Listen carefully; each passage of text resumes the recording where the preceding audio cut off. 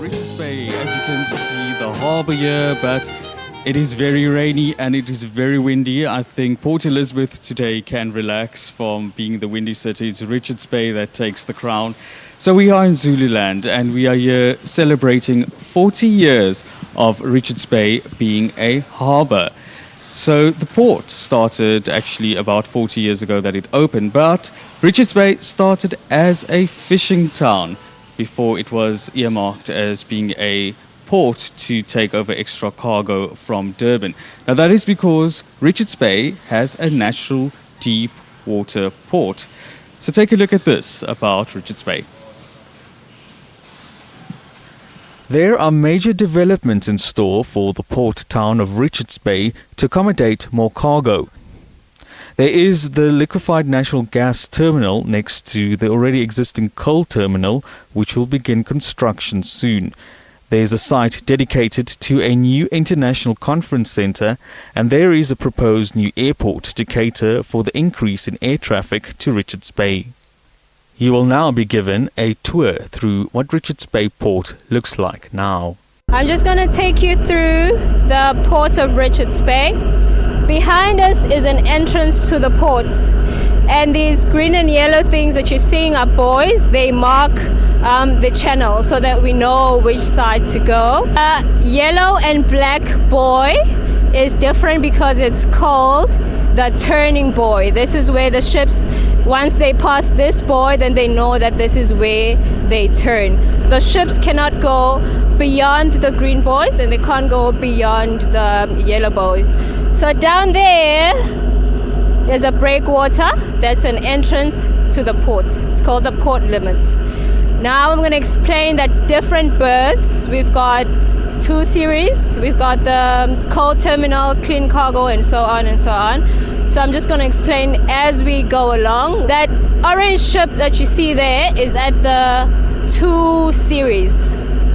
Now, the series it's a proposed site for the liquefied natural gases, meaning only tankers can berth here when they want to come and discharge things like petroleum and all those gases. That's the 2 series.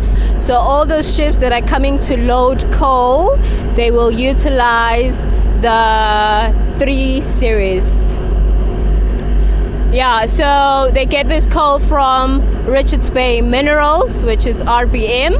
This is the start of the 3 series. So when the ship comes here, they connect to the shore pipes so that they can discharge the cargo that they have.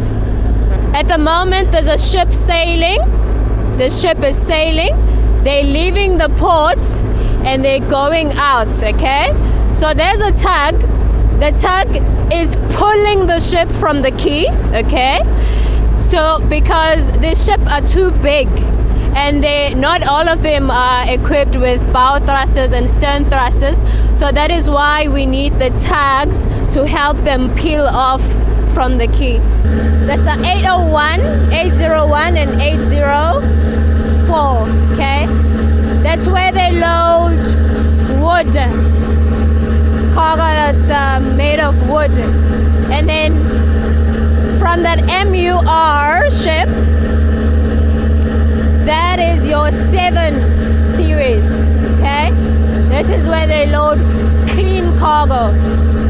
A coal ship, where we're coming from, it cannot come and load their coal here because this is for clean cargo and we don't want to contaminate, okay?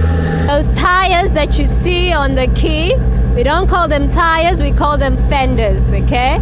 This is to protect the ship from rubbing against the concrete and damaging it.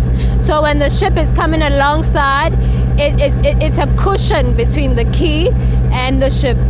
This is the port, which is soon to change into a formidable industrial force. For Morning Live, I'm Kira Talala. All right, do stay tuned to Morning Live as well. Will be crisscrossing between Richards Bay and KwaZulu-Natal.